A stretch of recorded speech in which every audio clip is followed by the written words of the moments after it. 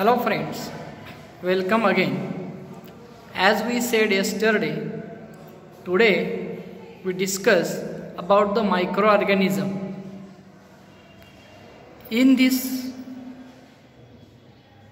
session, we can discuss about the occurrence of microorganism, observation and measurement of microorganism, nature of microorganism, growth of microorganism, useful microorganism and harmful microorganism.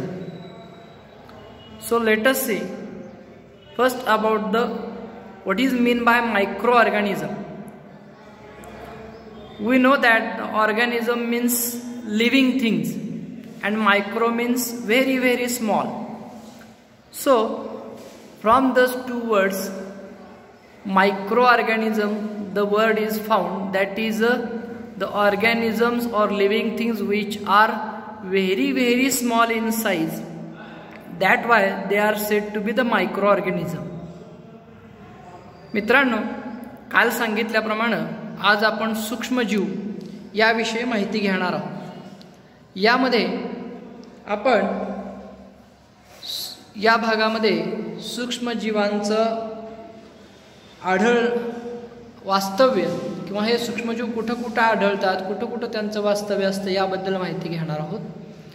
त्याचबरोबर त्यांचं निरीक्षण आणि त्यांचं मोजमाप कसं करायचं याची माहिती घेणार आहोत.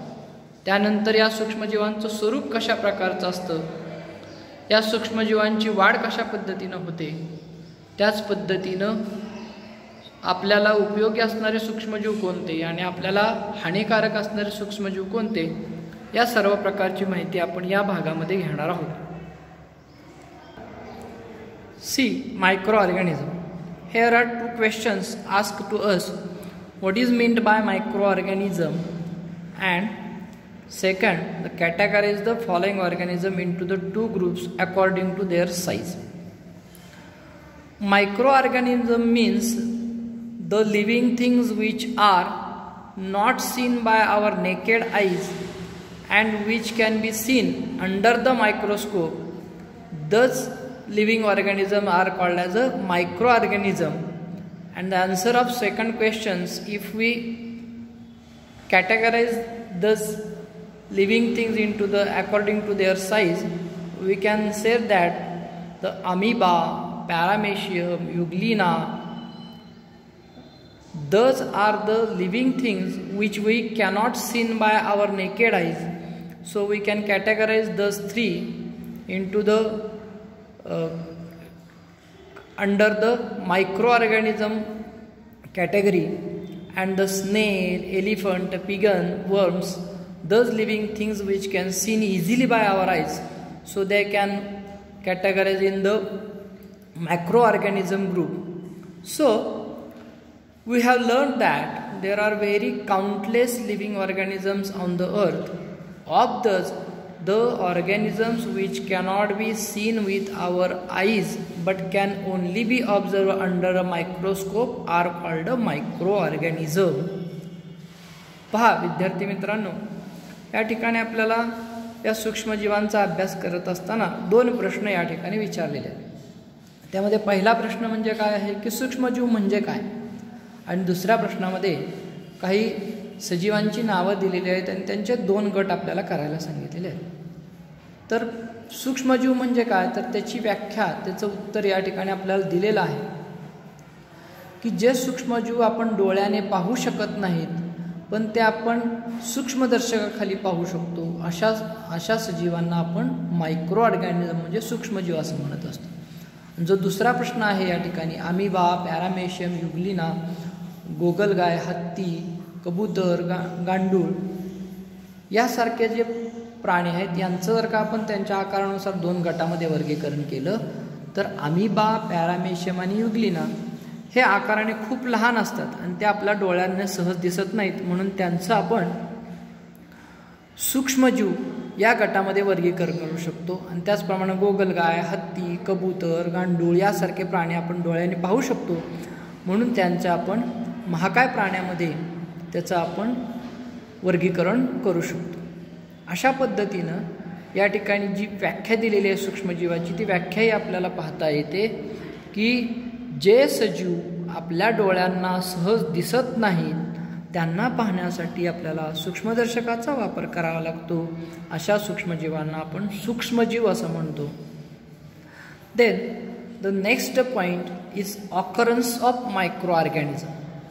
म्हणजे या पृथ्वी तलावर हे सूक्ष्मजीव आपल्याला कुठं कुठं आढळतात किंवा त्यांचं वास्तव्य कुठं कुठं आहे, त्यांचं ऑकरन्स कुठं कुठं आहे याबद्दलची माहिती या ठिकाणी आपल्याला घ्यायची. So let us see. The microorganisms are present all around us in the air, water, soil, food, sewage, garbage, as well as in the bodies of plants and animals, including humans. तर विद्यार्थी मित्रांनो, ह्या सूक्ष्मजीवांचं जर वास्तव्य आपण पाहिलं तर हे वास्तव्य आपल्याला हवा, पाणी, जमीन, अन्न, कचरा, त्याचप्रमाणे सांडपाणी, याचबरोबर वनस्पती आणि प्राणी यांच्या शरीराच्या आतमध्ये इन्क्लुडिंग ह्युमन म्हणजे मानवाच्या शरीराच्या आतमध्ये सुद्धा असंख्य प्रकारचे सूक्ष्मजीव आपल्याला पाहायला मिळतात. Some micro organisms are solitary, that is they live singly. For example amoeba, paramecium, whereas some live in colonies. Some microorganisms live on the remains of dead plants and animals also. तर ह्या सूक्ष्मजीवांचं वास्तव्य हे सगळीकडे आहे.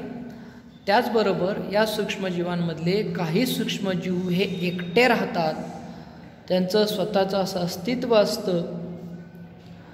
त्या उदाहरणार्थ amoeba असेल, paramecium असेल.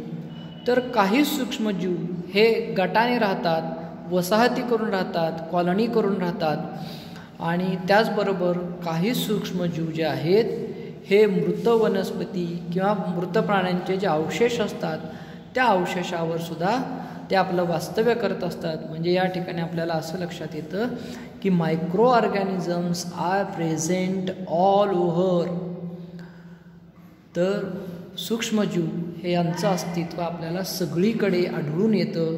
पाण्यामध्ये, हवेमध्ये, मातीमध्ये, अन्नपदार्थामध्ये, प्राण्यांच्या शरीरावर, प्राण्यांच्या शरीराच्या आतमध्ये, वनस्पतींच्या शरीरावर, वनस्पतींच्या शरीरामध्ये, त्याचबरोबर मृत प्राण्यांच्या शरीरावर सुद्धा असंख्य प्रकारचे सूक्ष्मजीव आपल्याला आढळून येतात. Then we can go to the next point.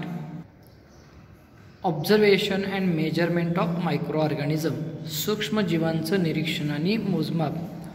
When observing microorganisms, for this we have to ask here to do some activities.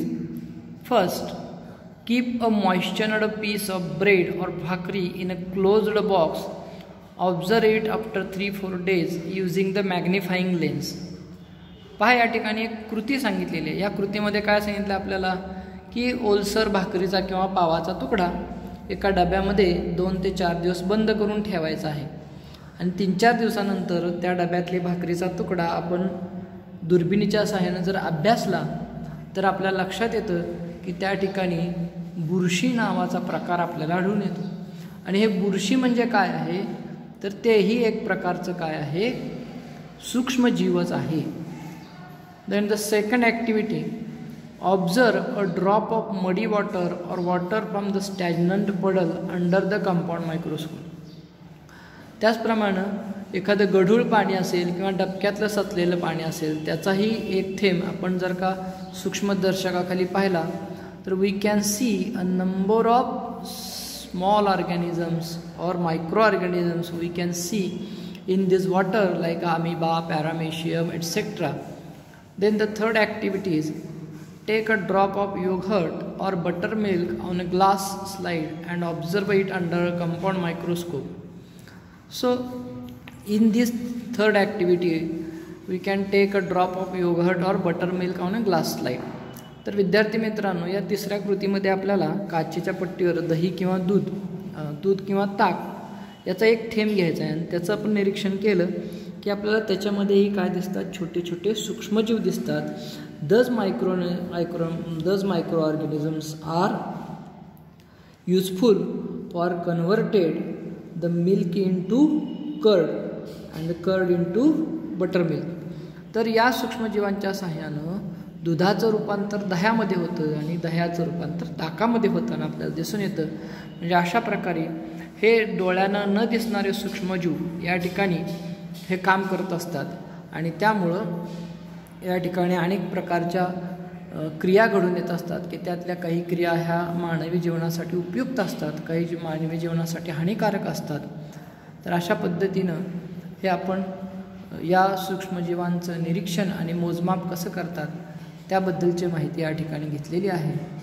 यानंतर पुढचा जो भाग आपल्याला बघायचा आहे तो म्हणजे नेचर ऑफ मायक्रो ऑर्गॅनिझम, म्हणजे या सूक्ष्मजीवांचं स्वरूप कशा प्रकारचं असतं त्याबद्दलची माहिती आपल्याला घ्यायची आहे. त्यापूर्वी या ठिकाणी डाव्या बाजूला एक जांभळ्या चौकोनामध्ये आपल्याला काय सांगितलं बघा, डू यू नो, तुम्हाला माहिती आहे का? काय माहिती आहे पहा. We cannot see objects smaller than 100 micrometres in size with our eyes, so we make a glass slides of the microorganism and observe them under a compound microscope. तर विद्यार्थी मित्रांनो, ज्या सूक्ष्मजीवाचा आकार किंवा ज्या वस्तूचा आकार हा 100 मायक्रोमीटरपेक्षा कमी आहे अशा प्रकारच्या वस्तू आपल्या डोळ्यानं दिसत नाहीत आणि त्यामुळं अशा वस्तूंचा अभ्यास करण्यासाठी किंवा बहुतांश सूक्ष्मजीव जे आहेत त्यांचा आकार हा 100 मायक्रोमीटरपेक्षा लहान असतो आणि त्यामुळं त्यांचं निरीक्षण करण्यासाठी आपल्याला संयुक्त सूक्ष्मदर्शक म्हणजे कंपाऊंड मायक्रोस्कोपचा आपण वापर करत असतो आणि त्याखाली आपण त्याचं निरीक्षण केलं की त्याची माहिती आपल्याला मिळू शकते. However if a magnification of 1000 into proofs to be insufficient, then we need to use an electron microscope to observe those microorganisms. आणि ज्यावेळी या सूक्ष्मजीवांचा आकार हा 1000 into proofs याच्याही पेक्षा लहान असतो त्यावेळी मात्र आपल्याला या ठिकाणी इलेक्ट्रॉन मायक्रोस्कोपचा उपयोग करावा लागतो आणि या इलेक्ट्रॉन मायक्रोस्कोपचा उपयोग करून आपण या सूक्ष्मजीवांचा अभ्यास करू शकतो. Here given some size of some micro organism, see the size of paramecium about 100 micrometres. Then the bacteria of typhoid, size of bacteria of typhoid is 1 to 2 micrometers. Then the poliovirus, that is a 28 nanometers. Microorganisms measures less than 1000 micrometers. Even in the minute organisms, their organelles carry out all life processes within the single cell. आता या ठिकाणी आपल्याला काही सूक्ष्मजीवांचा आकार किती आहे त्याबद्दल माहिती दिलेली आहे. यामध्ये आपण पाहिलं की हा जो पॅरामेशियम नावाचा जो सूक्ष्मजीव आहे याचा आकार जवळपास 100 मायक्रोमीटर एवढा असतो. त्यानंतर थायरॉईडचा जो बॅक्टेरिया आहे त्याचा आकार 1 ते 3 मायक्रोमीटर एवढा असतो. पोलिओ व्हायरसचा आकार हा जवळपास 28 नॅनोमीटर म्हणजे खूप लहान असतो. आणि हे सूक्ष्मजीव आकाराने इतके लहान जरी असले तरी त्या पेशींमध्ये होणाऱ्या ज्या काही जीवनक्रिया आहेत त्या सर्व जीवनक्रिया त्या पेशीच्या आतमध्येच पार पाडल्या जातात. म्हणजे ह्या पेशींची अंगकं ही आकाराने त्याच्याहीपेक्षा खूप लहान असतात. अशा पद्धतीनं आपण या ठिकाणी आज 2 भाग पाहिलेले आहेत. राहिलेला जो पुढचा भाग आहे nature of micro organism, growth of microorganism, useful microorganism and harmful microorganism we can learn in next video.